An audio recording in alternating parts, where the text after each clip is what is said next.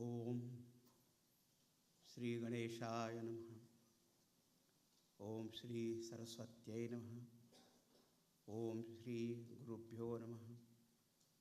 ओम समस्त जन कल्याणे निरतं करुणामयं नमामि चिन्मयं देवं सद्गुरुं ब्रह्मविद्वरम्।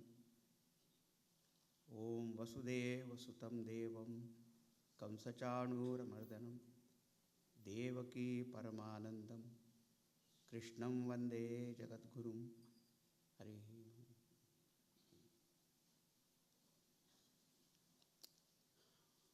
invoking God's grace and Puja Gurudeva's blessings, I extend a very hearty welcome to you all here.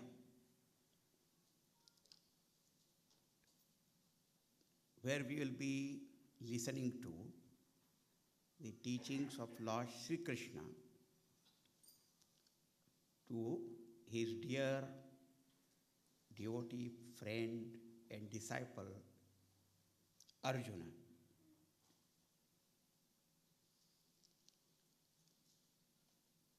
None of us wants to cry or weep in our life. But very often we shed tears and we weep. And if the tears are of love and joy, that is one thing. But most of the time there are sorrow and grief.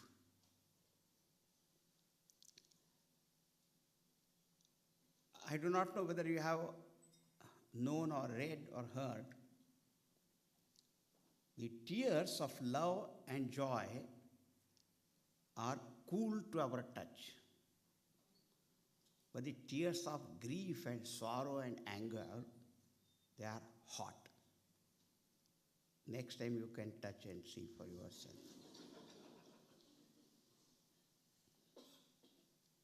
So we don't want to really weep, but what to do?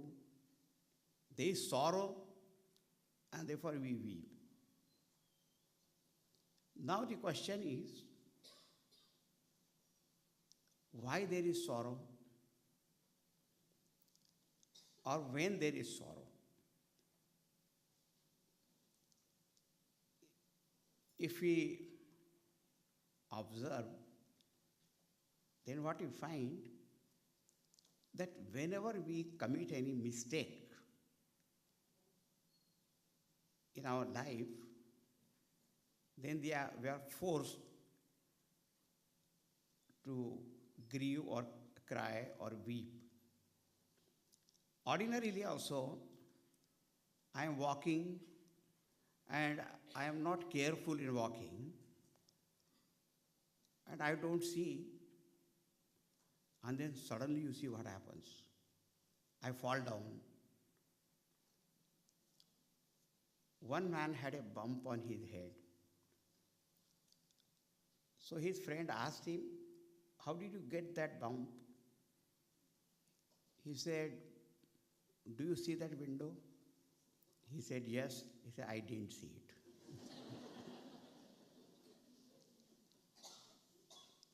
So even such, or we are driving, suddenly we get distracted, our attention is diverted. Some 1 minute, 1 second, fraction of a second, and we don't know what can happen. Or a university student or school student doesn't study properly and fails in the exam, and then he weeps. Mistake. So like that, from ordinary to more and more serious mistakes also we commit. And many times we tell someone, "I promise this mistake will not be repeated." Yes, we'll commit new mistakes.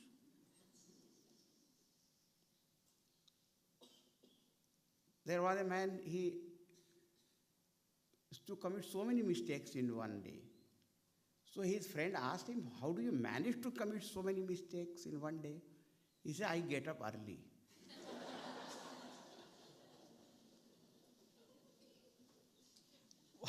You know, now we don't want to weep, but when sorrow is there, we weep. But why there is sorrow? Whenever we have committed some mistake, it may be at physical level, or financial level, relational level, emotional, moral, ethical, something wrong. So, then they solve. Next, but why do we commit mistake? This inquiry is interesting. Whenever there is mistake, then we have to regret or suffer or whatever is that. But why do we commit mistake?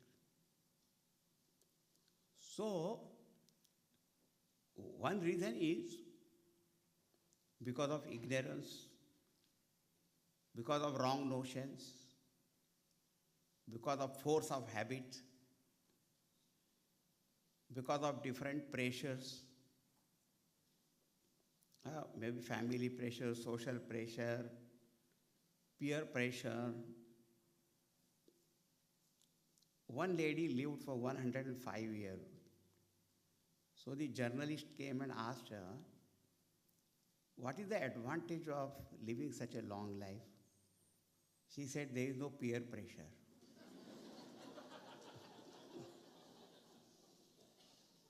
So what I am saying, under different pressures of our own propensities, tendencies, but all that put together is called ignorance only. In the Bhagavad Gita, Bhagavan says, Ajnanena avrutam jnanam tena muhyanti jantavaha. People are deluded, confused, because their knowledge, their understanding is veiled by ignorance. So there is a lack of discriminations. And that's why it is said, the ignorance is real cause of all our problems. That leads us to the next question. This is called logical reasoning, reflection. Ignorance of what? Because ignorance itself is not a thing. Suppose I say, I have a car, I have an iPhone, cell phone, then you know what it is. But suppose I say, I have ignorance. So what will be your question? Ignorance of what? Just like that, just ignorance.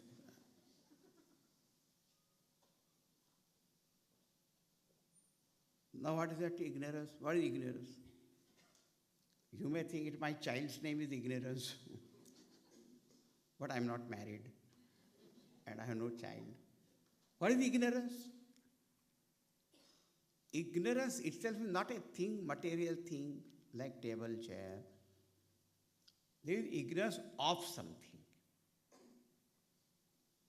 So now when you say ignorance is the cause of suffering, ignorance of what?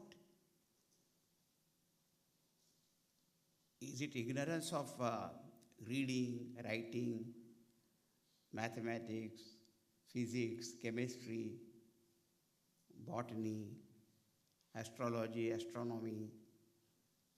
Ignorance of what? If ignorance of such subject matters which are taught in the universities, if that was the cause of suffering, then so many people have got bachelor's degree, master's degree, doctorate degree in all these subjects. and variety of combinations of all these subjects. But somebody may be a physicist or mathematician, but that doesn't mean that his sorrow is gone. And sometimes we find the more the learned person, more sorrowful also. Because sometimes he is overqualified for all jobs. And sometimes the companies don't want to give him jobs, so they say you are overqualified. Actually, what they mean, we have no job for you. So many things can happen. We find a rich person or educated person also committing suicide. Why? So when we think about it, that ignorance is a cause, but ignorance of what?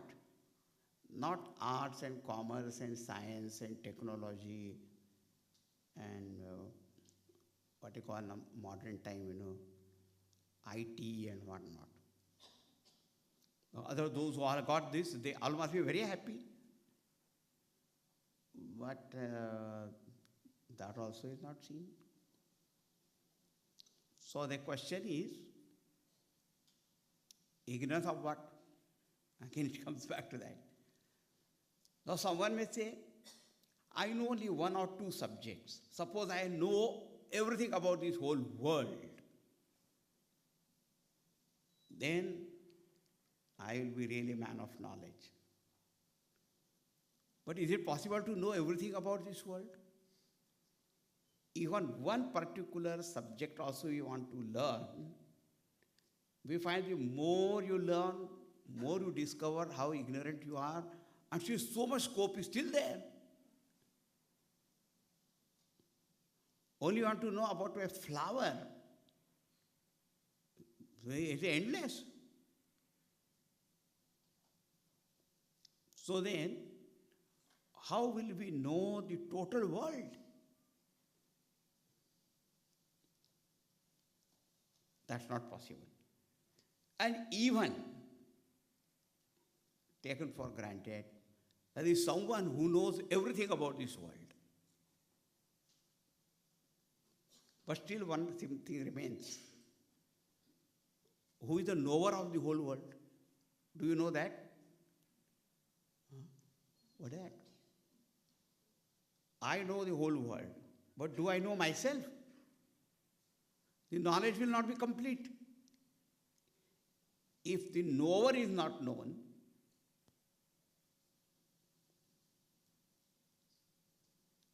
and without knowing the knower, whatever knowledge that is gathered is still not complete.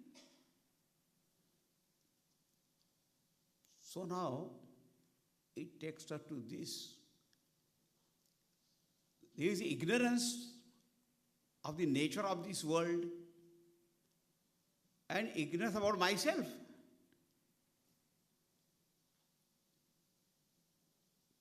So now, that ignorance is a cause of all sufferings.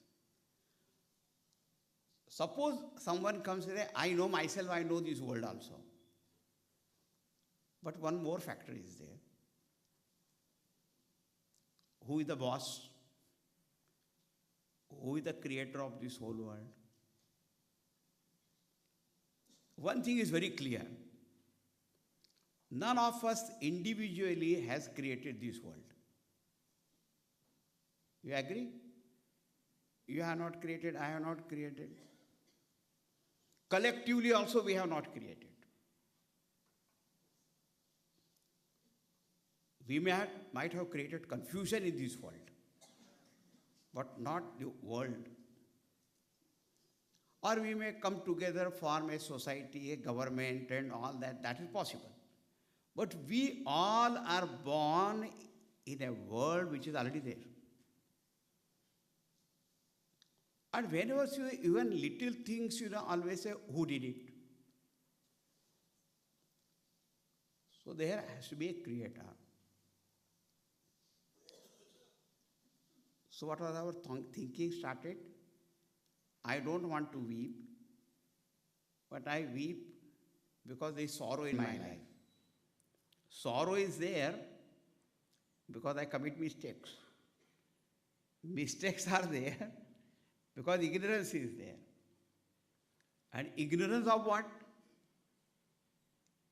Ignorance, I don't know what the whole world is, and I don't know myself also, who am I really? And I don't know what is the cause of this world, or what is the creator, who is the creator of this world. In Vedantic scriptures, that is called, individual is called as Jiva, the world is called as Jagat, and the Lord is called Ishvara. Jiv, Jagat, Ishvara. So now, if I come to know about Jiv, Jagat, Ishvara, then only it can be called as complete knowledge. And that will remove ignorance, and that will remove suffering. When somebody heard that, then that person says, why don't you tell that sorrow will never end? Because even little things I can't know, then the whole world and then myself and the Lord. I think my sorrow will remain like that. So please allow me to live as I am. As you know, sometimes the doctors tell the patient, learn to live with it, because your problems will not be solved, and so therefore it is age-related problem or whatever is that. Now learn to live now and then, eat some ice cream, be happy, or watch some movie or go on some vacation, enjoy for some time and come back and again. What else I can do? Resign to my fate. Is it like that? But that also cannot be. Because to live with suffering and all that, that cannot be the very goal of our life. Then all our efforts also will be meaningless. Now what? So how will I gain? So here comes Vedanta, When we say Vedanta, means the teaching of the Upanishads and the Vedas, and which also is given in the Bhagavad Gita. What says that it is true that as we are now, and we see that there are three factors: individual, the world, and the creator. But when you will analyze and will still further exposed to this teaching, you will find that even though these appear as three factors, but the truth of all of them is only one. And if you know that one, then everything is as good as known. There is a great relief now. Not three, but one.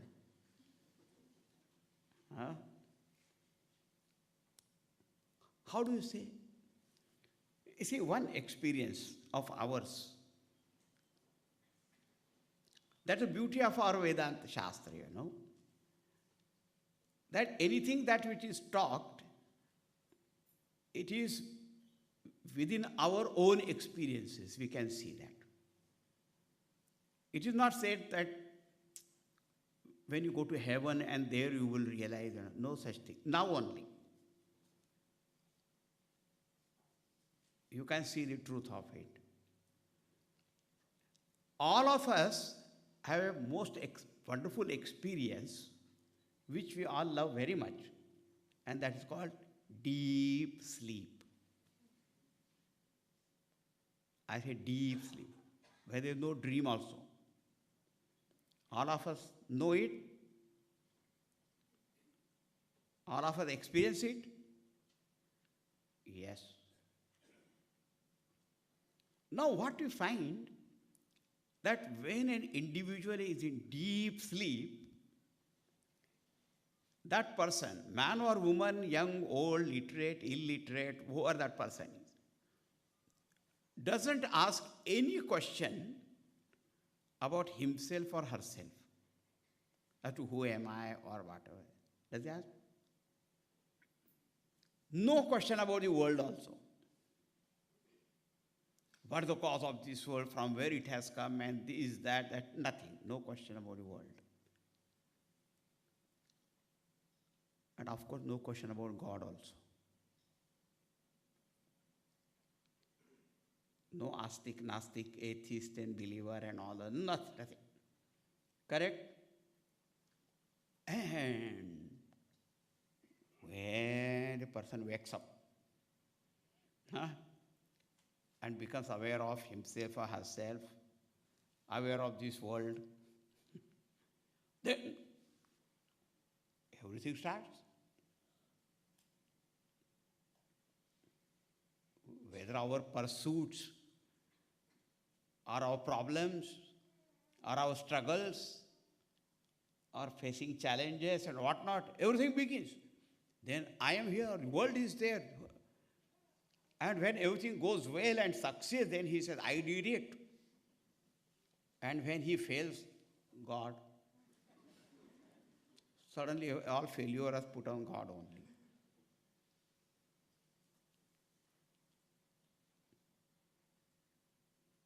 Right? So, what we find, there seems to be something from where all these three rise. And there is something in which all the three resolve or dissolve.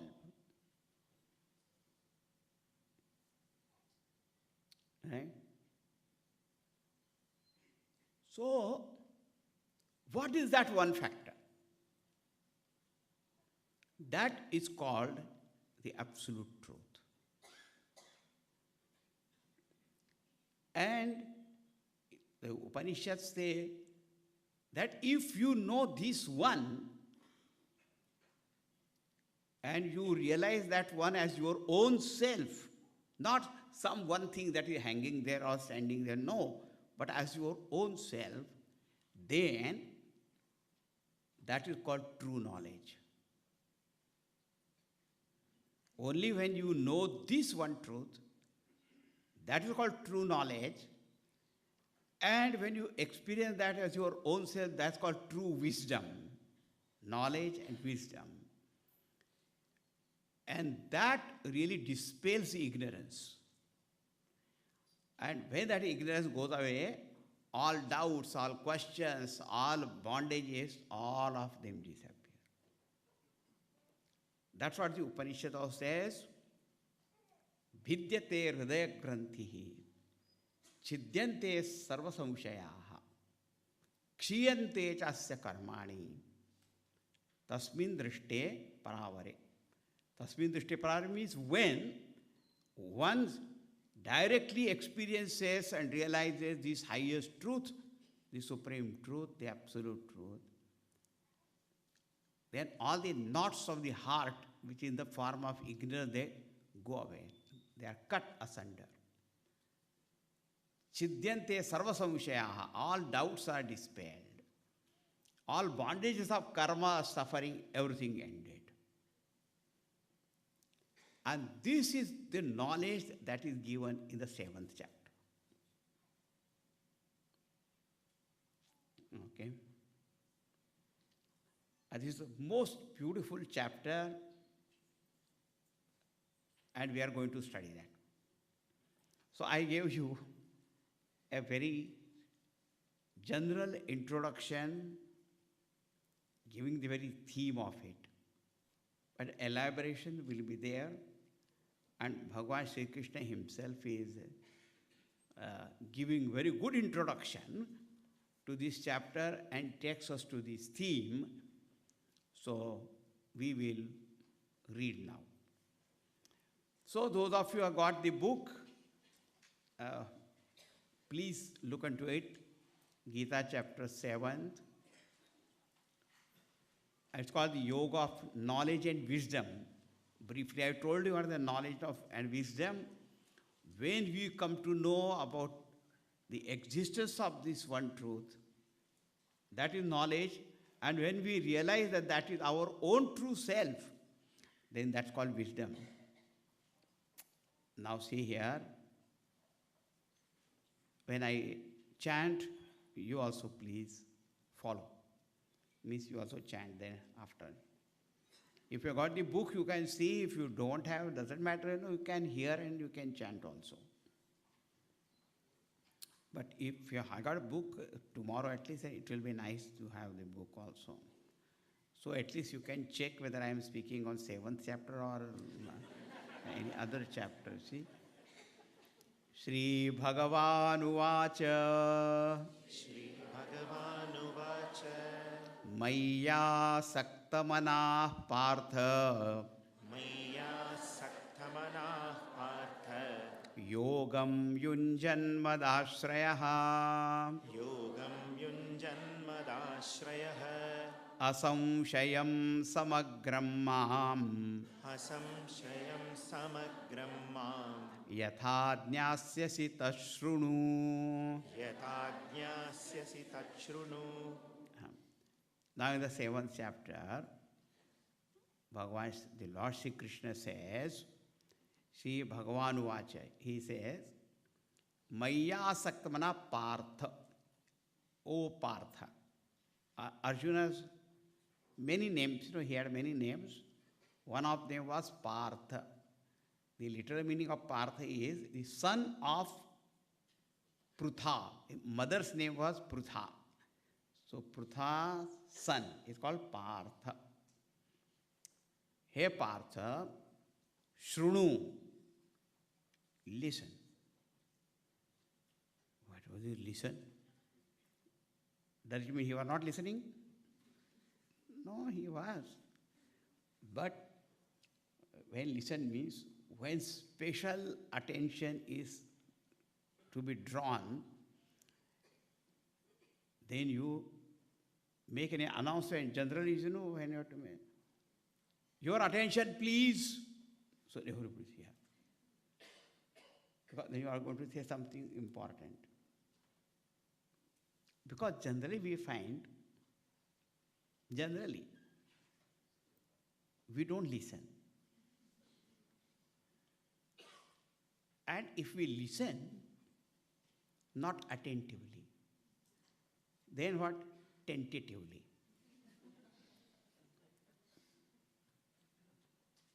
And that's why after lecture again they ask, say, but I had said that. Oh, you did say? In the one classroom, one boy was distracted. So the teacher said, call him. Pay a little attention. He said, yes, I am paying as little as possible.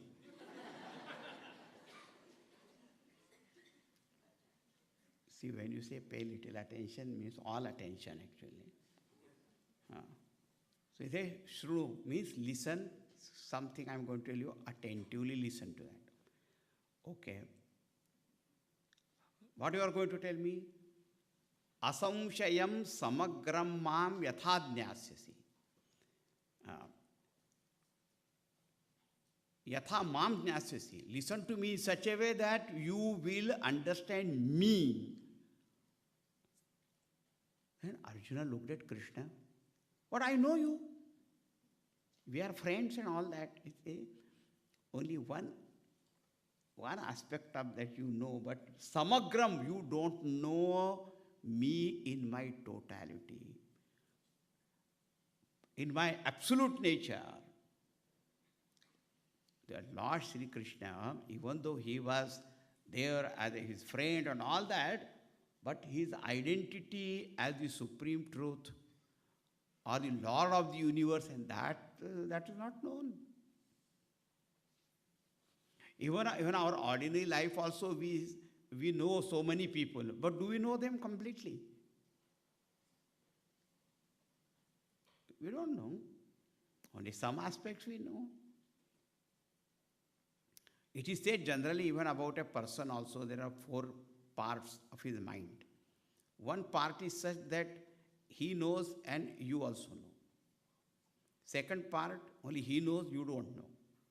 Third part, you know, but he doesn't know. And fourth, both of them don't know. So it's a very, very, very difficult. Our knowledge is very. So Bhagavan says, yes, you know something about me, but not in totality. So listen to me, because I am going to speak about myself. And when Bhagavan uses the word I, it is not only just the son of Devaki Vasudeva, but as the very Lord of the universe and of the absolute reality. So he says, listen to me in such a way that you will come to know me in my totality. And also asamshayam, without doubt. See, sometimes, we think we know something, but it may not be complete. Or sometimes we know and we think it is correct, but there is actually not correct knowledge. When a person mistakes one thing for the other, at that time samshaya is not there, doubt is not there, but the knowledge is not right. In Vedanta, one rope is mistaken as snake, or a hose pipe is taken as snake. Another person, when he mistakes it, he is very sure that this is it. He doesn't have a doubt, but the knowledge is not true. So knowledge should be right knowledge and free from all doubts and errors. That's what Bhagavan says. Listen. That means what? Listening is a means of gaining knowledge. What happened? One man returned from his office a little late than usual. So his wife asked, why are you late today? I had gone to listen to a lecture. Very good. Lecture on what? That speaker never told what he was speaking on. But the wife said, but you were there, you listened to that for 1 hour and then you don't know what he was speaking on. I told you, he never said what he was speaking on. What kind of listening is that? That you could even understand what was the topic. Whether you understood the topic or not, that doesn't matter. But that he was speaking on cow or buffalo or something, you should know.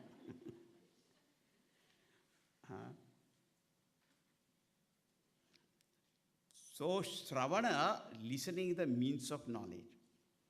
So if you listen properly, then you will come to know. So now here, what is that? The subject matter of this chapter is the very essence of the absolute reality and of the Lord of the creation. That is what is the subject matter, absolute knowledge. Now, when we have to listen, listening is done with our organ of hearing, that's called ear. But we know that only ear is not enough. Because many times our ears are there and still we don't listen or don't understand. So what are the qualifications? Behind ears, what should be there? That Bhagavan says. In short, how to listen. I tell you, so many problems are arising in this world because we don't listen. We don't know how to listen. Even when some person is talking to us, we have got a habit of interrupting him or her, and then, but they say, but why can't you listen? But I know what you are talking. All the time interrupting, Listen first. So how to listen? The first line is beautiful. Maya saktamana partha yogam yunjanmadashraya. You listen Mayi asakta manaha. Your mind in love with me, asakta, attached to me, involved and absorbed in love. In other words, whichever subject matter you want to study, you must have love for it. If that love is not there, there is no joy and no concentration also. So many times people say, I don't have concentration. It is not the problem of lack of concentration. The problem is lack of enough love. You know, if they are given a rosary, chant the name of the Lord, no concentration. But if you give a pack of notes and currency, count, and it is all yours only, really? See the concentration. And all those who are interested in sports, and when they are of whichever game, of the football or hockey or cricket or whichever, total concentration. Or music, arts, whichever that. But why? Because you love that. So when you love, then you want to know more and more about it. So listening is there when you love the subject. So Bhagavan says, Mai asakta manaha asan. Your mind absorbed in me, in love with me. I want to know. The eagerness will be there.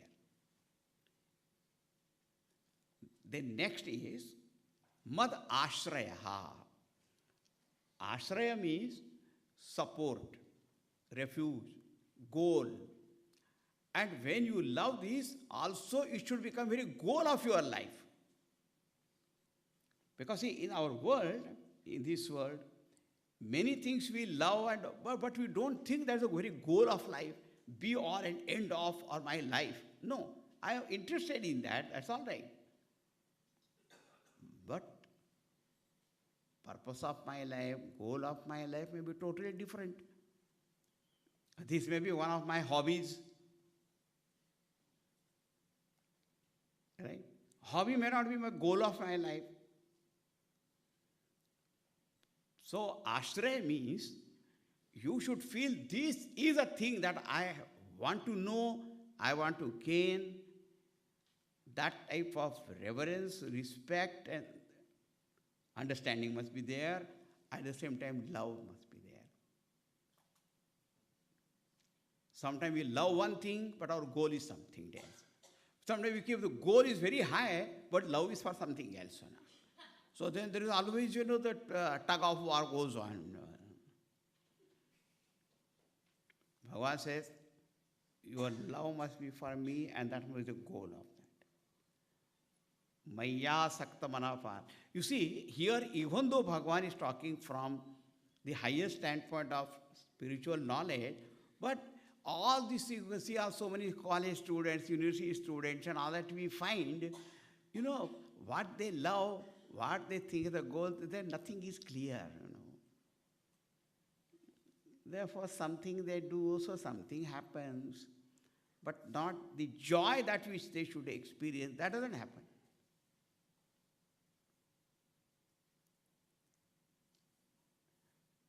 Then third quality says, Yogam Yunjan. Bhagavan said, you will listen only through your ears. But behind your ears, there must be love for the subject, respect for that. And Yogam Yunjan means, once you understand something, you must try to absorb your mind in that, quietening mind in that. I had met some philosophers also, the professor in the university. They teach various schools of thoughts. That person himself told me. Because as a professor, I teach Eastern philosophy and Western philosophy and different schools of thought and all that, but my mind is so restless because it is not absorbing any one of them.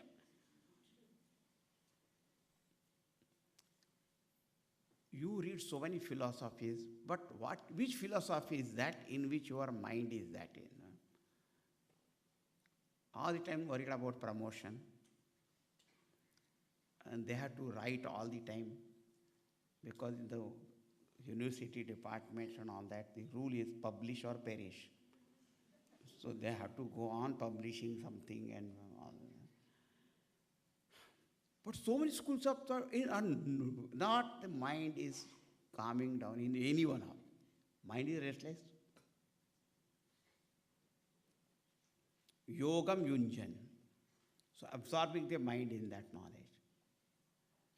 And also it means readiness to undertake any spiritual practice that is required to gain that knowledge and abide in it.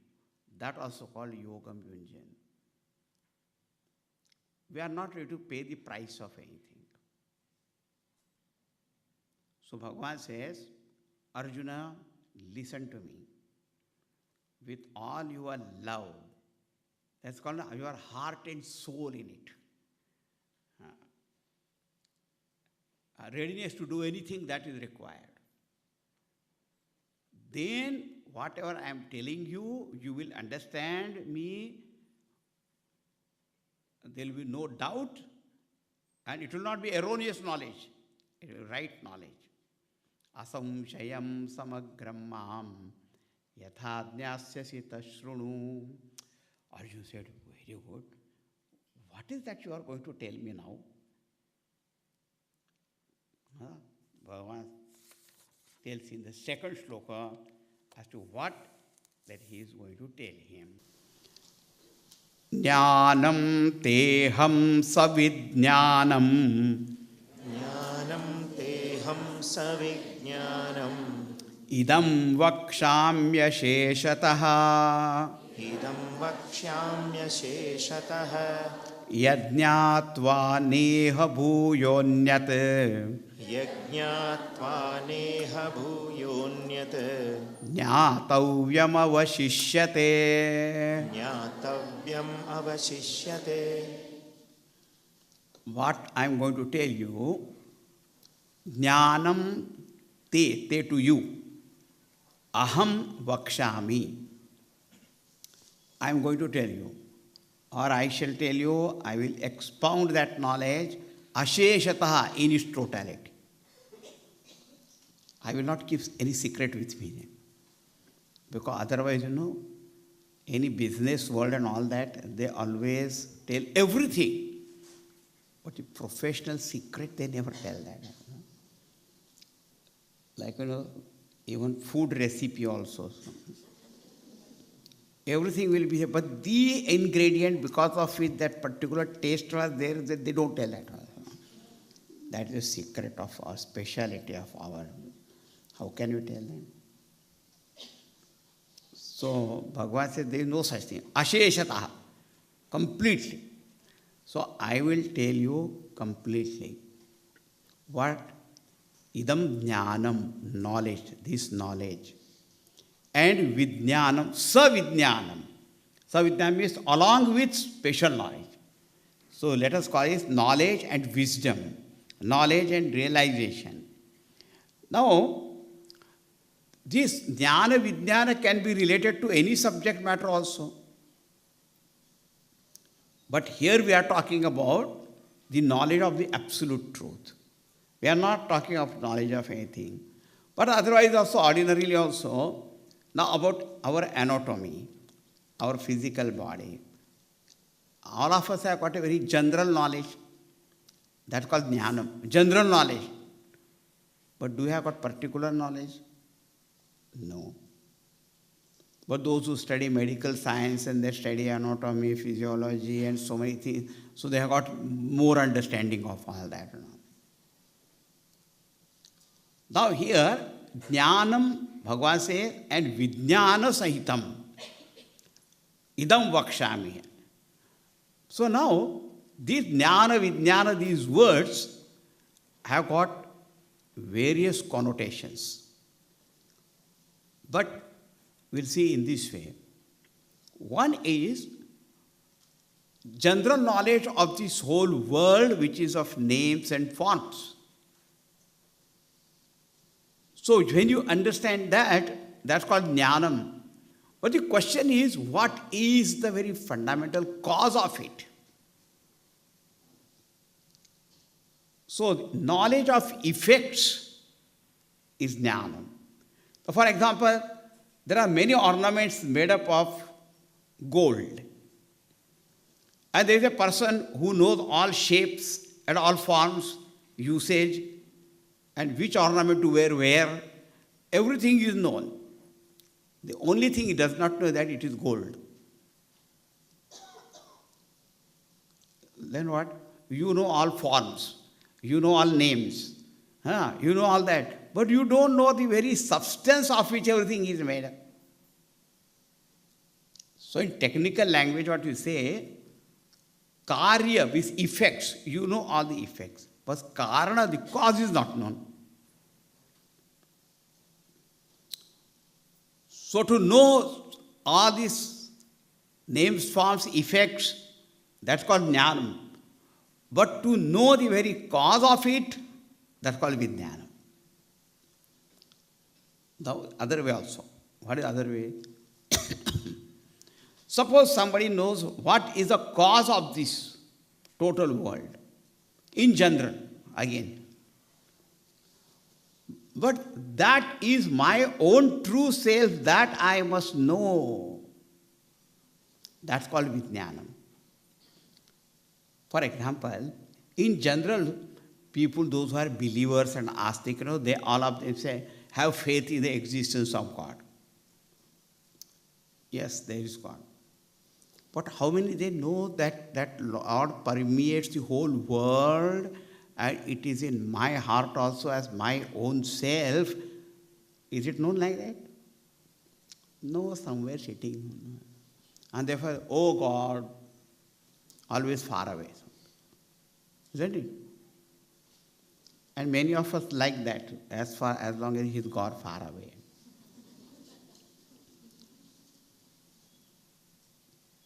Isn't it? But not in my heart and as my own self. So here, jnanam and vijnanam, one meaning is understanding of the world, and vijnanam is understanding, knowledge of its cause also. One meaning is general knowledge of the cause, but also realization as that is me, myself, is my true self and this true essence of the whole world. That's called vijnanam.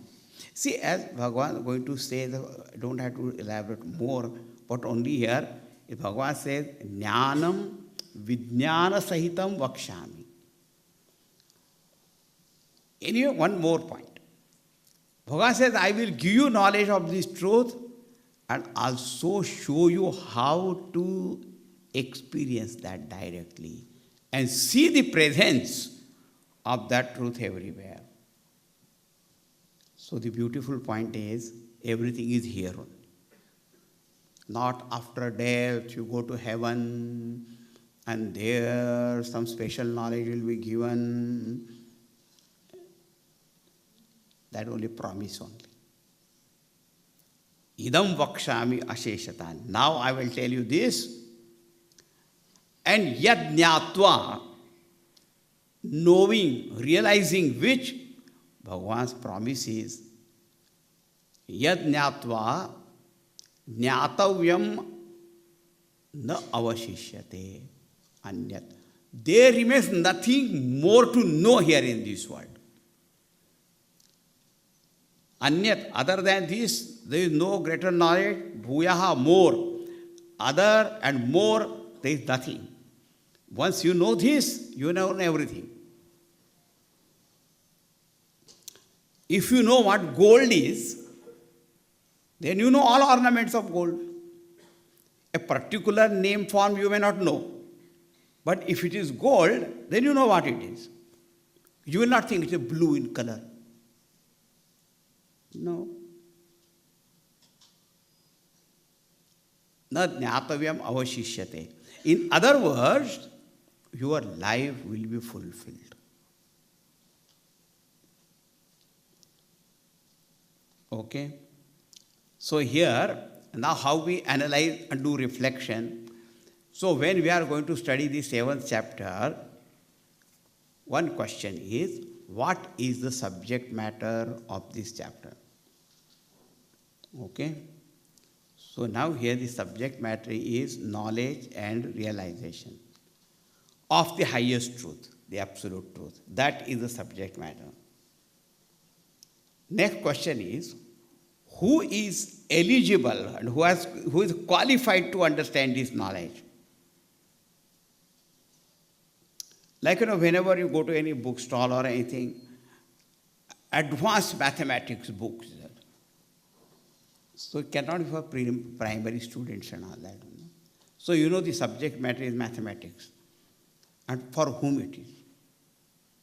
Not for beginners and all that, because it's advanced.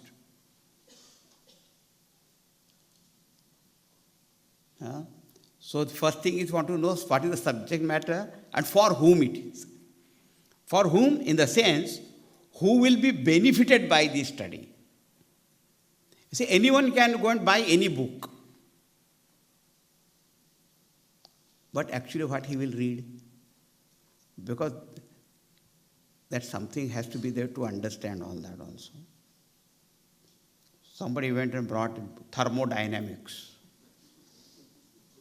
Knows nothing about what called the physics or the thermodynamics. He saw because somebody else was. And became static.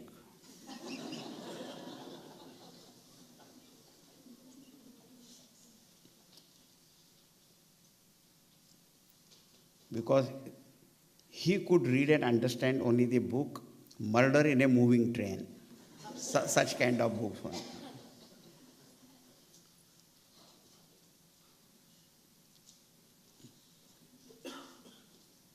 Now, jnanam vijnanam. Now, who is qualified student? Qualified in the sense, who will be most benefited by that?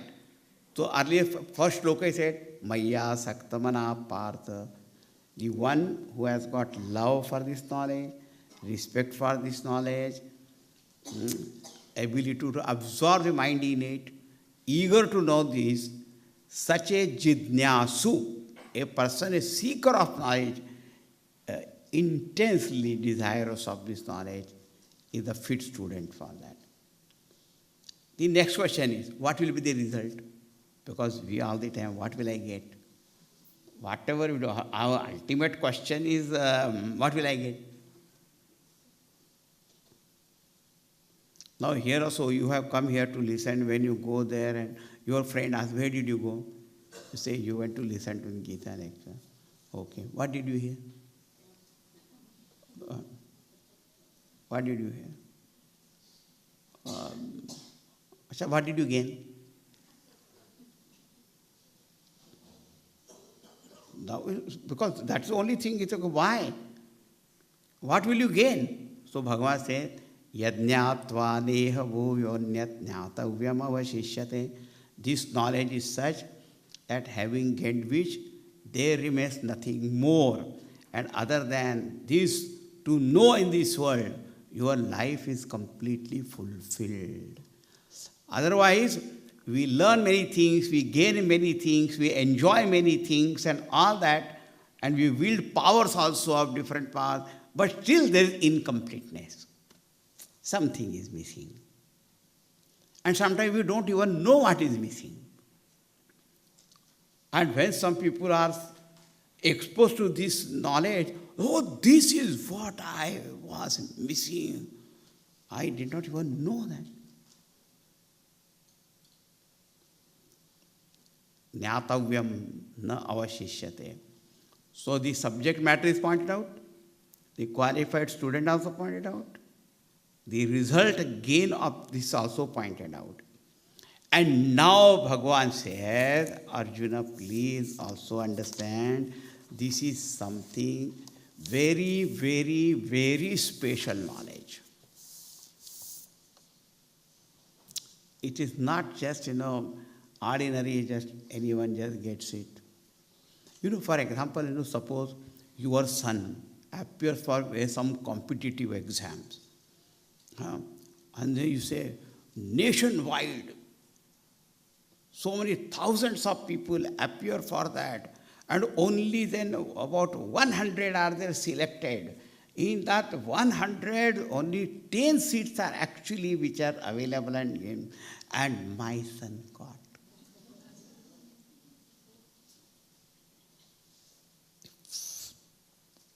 He is one among those 10, you understand?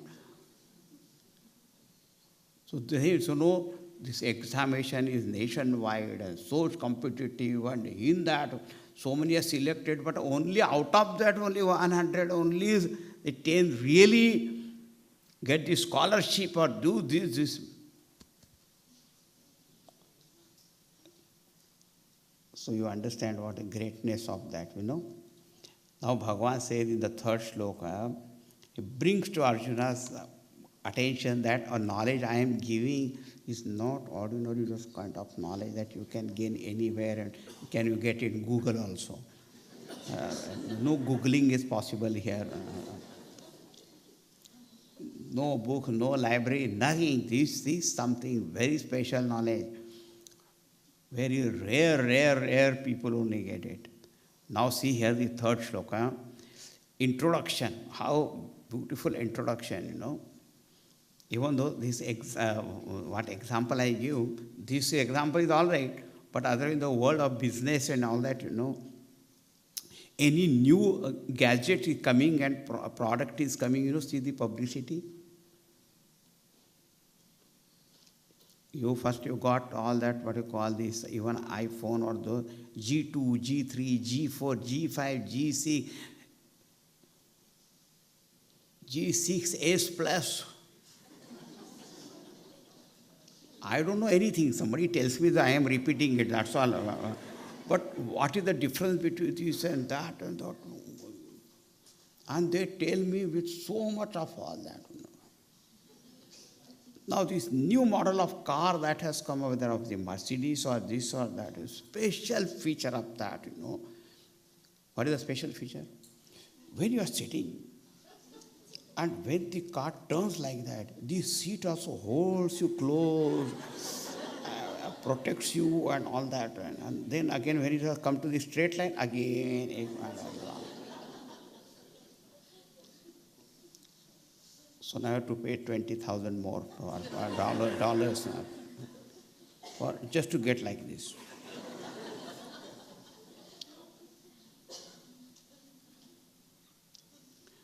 So speciality has to be pointed out. So best example of the competitive exams and all that. But now here, Bhagavan says, Arjuna, don't take it lightly. This knowledge is something extraordinary.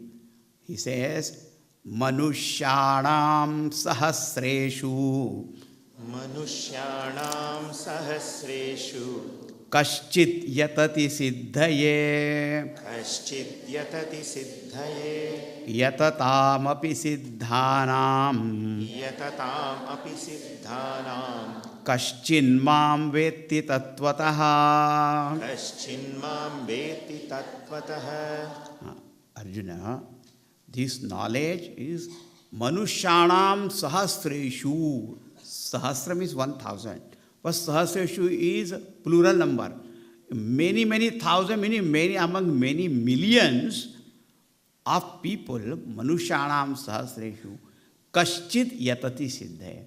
Only some rare individual really strives for this knowledge, wants to get knowledge. Now it is something, if you go to the primary school, how many children are there? Then middle school is there, high school is there, then undergraduate, and those who pursue the master's degree, how many are there? You will find the number goes on reducing. And then doctorate degree, and still specialized. Many people think, why do I have to know all that? But those who really want to gain knowledge, they are not satisfied with this little. I want to do research. and I want to do this. Oh. So here Bhagavan says, among millions of people, only some rare individual has this longing for this knowledge, and that person strives for. Such striving seekers, yatatam api siddhanam sadhakanam madhye. So let us say, for easy calculation, my mathematics is very terrible and poor, that's why I don't want to make complicated. Suppose there are 10 million people, and in each 1 million there is one seeker. So how many are there now? In 10 million, 10. Simple maths, huh? This is also too much actually speaking. But let us say among 10 million, only 10 people are there who are seeking this knowledge. And Bhagavan says, of these 10 only, kaschin mam vetya tattvataha. Only one individual comes to realize me tattvataha, in essence, in completeness, in reality, as I am. That means, all those who are seeking, everyone comes to know something, because it cannot go in vain. But to know completely a thing as it is, only one, some kaschit only comes to know. And that knowledge I am giving you. Arjuna, you understand? Such real special knowledge. But do you know, when you read this shloka, quite a few questions arise in our mind.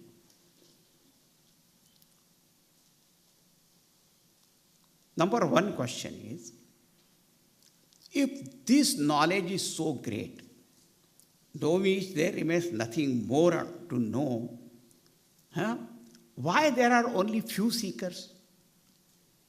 Such a wonderful knowledge, more should be there. Sometimes, somebody asks us, if there is some Bollywood program or some kind of all this type of program, there's such huge crowd. And in your lecture only, why so few people come? I said, my question is even why they come.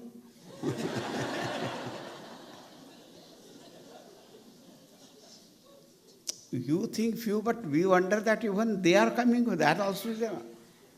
Why do they come? So a question is, such great knowledge, why there are not more seekers? Number one. Second question is, now even those few seekers are there, so at least all of them should know it. But even all of them also don't know. Only one, some rare individual comes to know completely. Everybody will go and comes to know something, definitely. But completely. Why? Somebody may feel it is quite discouraging, that only some rare individual will get. I don't think I belong to majority. I don't belong to the rarity. No. Actually, this is said to encourage you.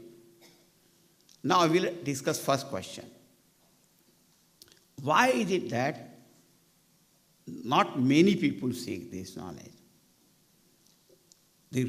All the reason is given in the Upanishads and all that. You know why? Because people are immediately concerned about their daily life and all their learning, earning, achieving, ambitions, this, that, all that. So, many people don't even know that such knowledge exists. Even if those who know, they think, without this knowledge, my life is going on. Now tell me, somebody said, without knowing this, I could educate myself or not. I could get university degrees also or not. Yeah, without knowing this Jnanam Vijnanam. I didn't know, but I got my degree or not? Yes. Without knowing I got job or not? Yes. Or I could start my own business, startup. That also I could do. Yes. I could make money. Yes. And most important thing, I could get married also or not. Without knowing this knowledge. Yeah, that also is true. I got my children also or not? Yes. See? I got my degree, I got a job, I could make money, I could get married. I built my own house also. Then, so everything to going on so nicely. Every year I go on a vacation, you know. Sometimes I go to Alaska, sometimes I go to Caribbean, and sometimes I go to Switzerland. I come back to motherland only, finally. But I go, see, I go everywhere. Very good. So what happens is, people are so much about this thing, and that you can go definitely. And they say, these scientists also, you see, they have reached moon also without knowing this knowledge or not. Yes. Now they are trying to go to Mars also. Yes. So what is the need of this? So immediately it appears that there is no need. But now one very important question. All these things you can do without knowing this. But a very, very pertinent question is, you are doing all these things for what purpose? Are you happy? Are you fulfilled? Have you become free from all your fear, anxieties, grief? Have you become free from all that? Shoka, moha, bhaya and all that. That is really a serious question. There is fear all the time. Anxiety is there, fear is there, stress level is going up. Stress, distress.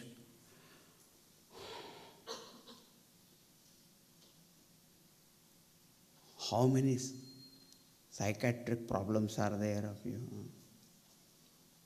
Why?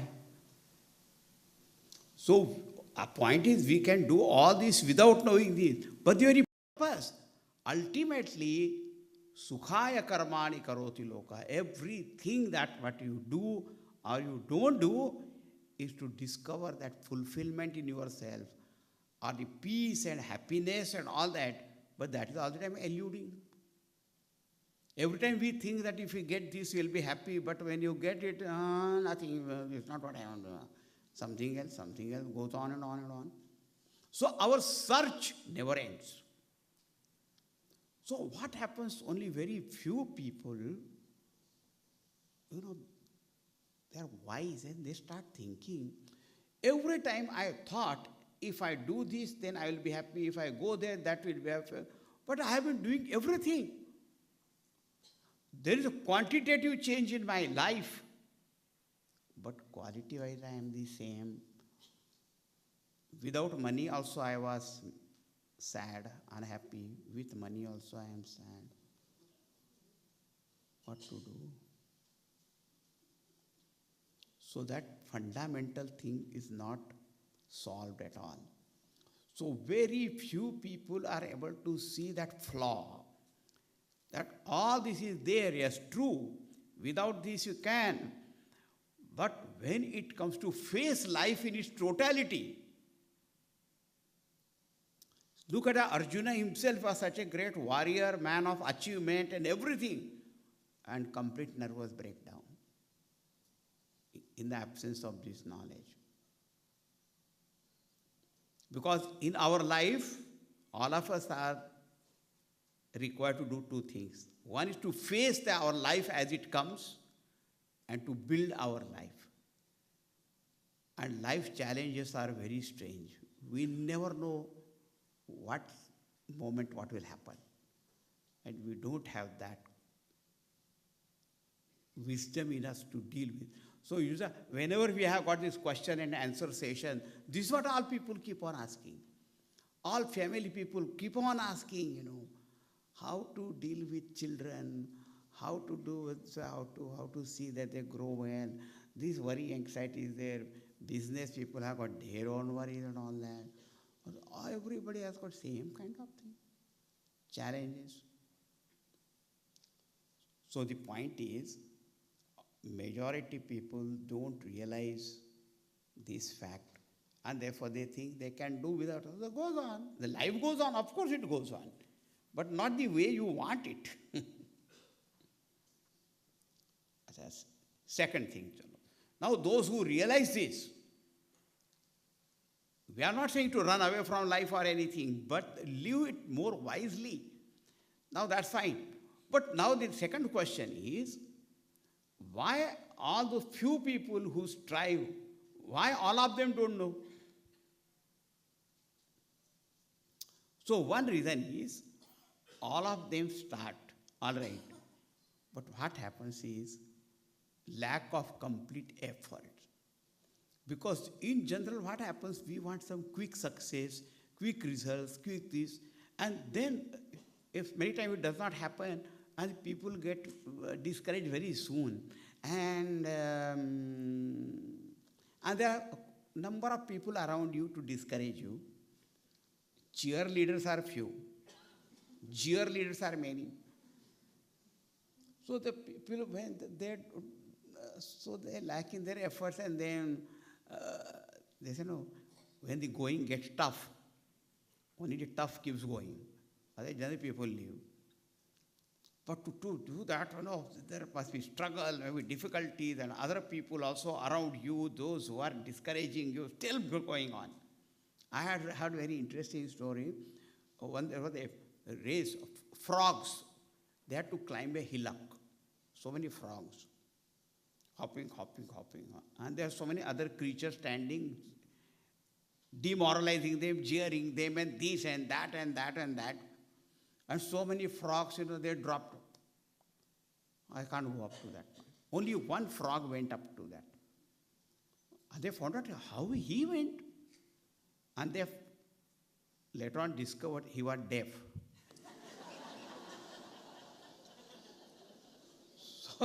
So whatever they were saying, he never bothered.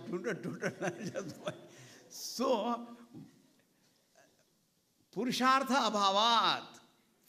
One reason is that the effort that is required, some people don't have, till the end, and they lose patience or this. And so therefore only they go up to this point. And you can see that even the tennis player and all that, the school, college level, he is very good, and state level, very good, but to go to the Wimbledon and all that, that's too.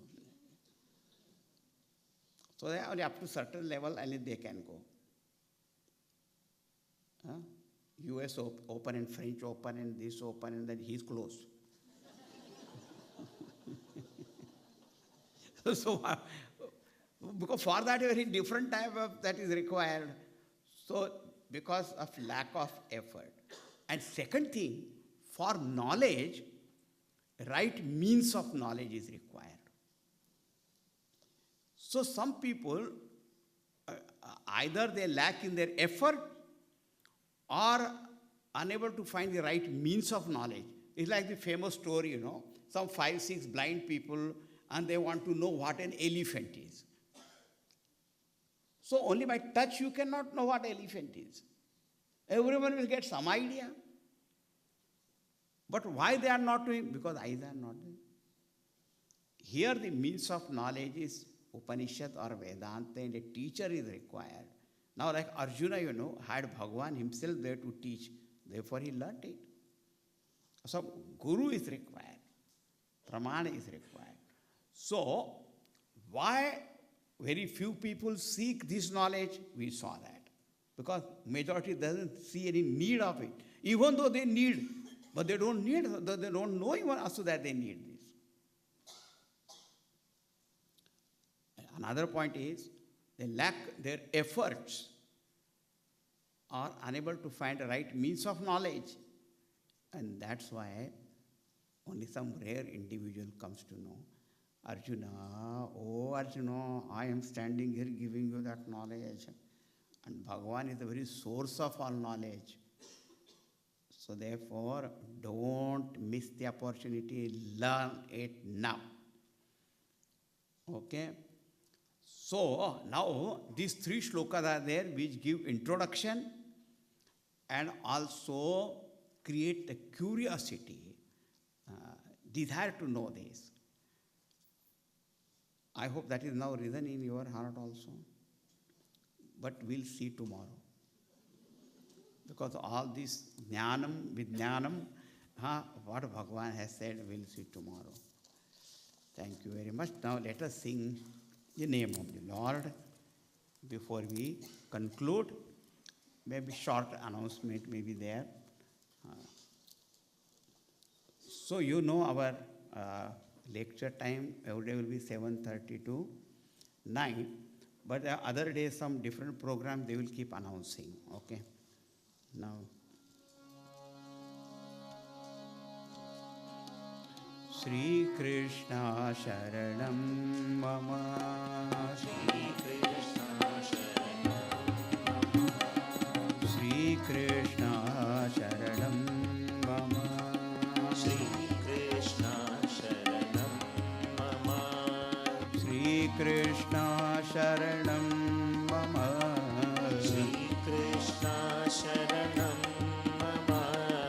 Shri Krishna Sharanam Mama.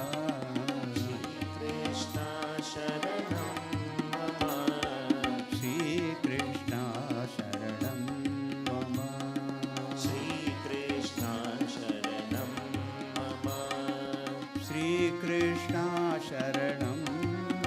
Sharanam.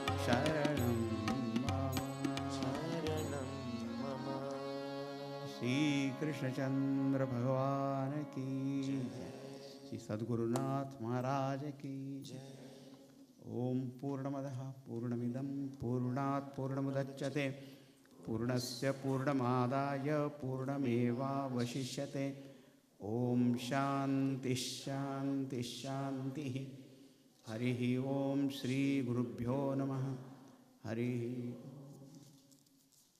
Hari Om. Today's talk has been sponsored by Dr. Divya Ben Kiroya and family. We thank our Yajmans for their generous support and invite them to the stage to receive blessings from Guruji. While they are doing this, I'd like to share some information about a brand new publication that has just been released. It is entitled The Life of I on the Sadhana Trail.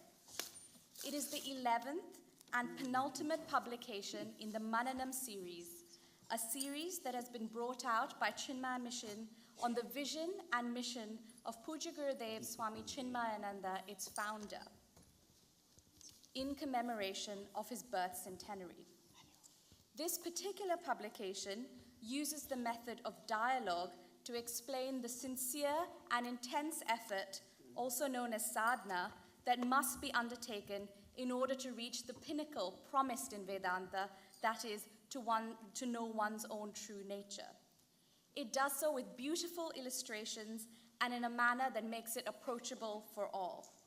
It is a guide to the new traveler who might have begun this journey by chance and by grace, and also for the seasoned seeker already dedicated to his or her sadhana. Copies of this publication are available to purchase at the self-reflection desk outside in the foyer. We're also delighted to announce that Swami Tejomayananda will be signing any purchases from the Mananam series range that are made today. Please leave your purchases at the till and when you pay, and you can collect them tomorrow evening when you return for the next day of the talks. As you leave the hall today, you will receive a booklet entitled One Problem, Many Solutions. This Prasad Pustaka has been kindly sponsored by the Swiss study group, Aviva, Miriam, Karin, Shyam, Niranjan, and Jose. If you too would like to support efforts to make this knowledge available to all, we offer the opportunity to sponsor a day of the talks as a Yajman or to sponsor a Prasad booklet. For more information, please inquire at the information desk in the foyer. As Guruji mentioned earlier, for the next 3 evenings, that is from Saturday to Monday, we will be treated to pre-talk music and dance performances from 6:30 p.m. Tomorrow evening, Usha Raghavan, an internationally acclaimed dancer, choreographer, and teacher, will be performing a thematic dance entitled He Did It, on the life of Swami Chinmayananda, the founder of Chinmaya Mission. Be sure to arrive early for what promises to be an exquisite performance. Also, please note that over the weekend, the talks will start at the earlier time of 7:15 p.m., following on from the performances. These talks are being live streamed daily via our website, and the link is shown on the slide.